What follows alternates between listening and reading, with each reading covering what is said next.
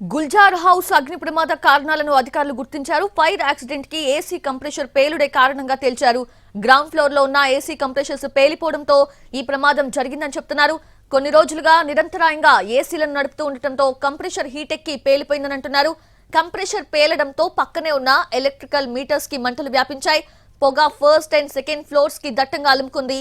కుటుంబ సభ్యులు బయటకు వెళ్లేందుకు ప్రయత్నించినా అది కుదరలేదు. మెట్ల మార్గంలో భారీగా మంటలు రావడంతో లోపలే ఉండిపోయారు. ఫైర్ సిబ్బంది వచ్చేసరికి అపస్మారక స్థితిలో పడిపోయారు. ఈ అగ్ని ప్రమాదంలో 17 మంది చనిపోయారు, పలువురికి గాయాలయ్యాయి.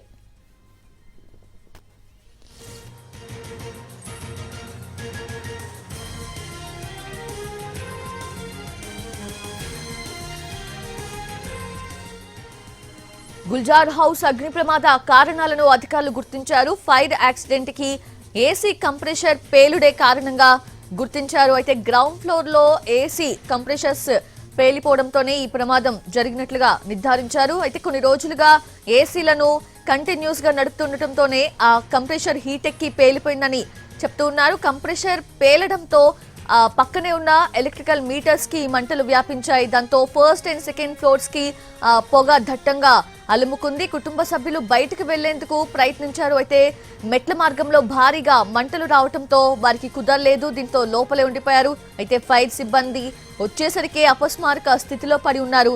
ఈ అగ్ని ప్రమాదంలో ఇప్పటి వరకు 17 మంది చనిపోయారు, పలువురికి గాయాలైనట్లుగా తెలుస్తోంది.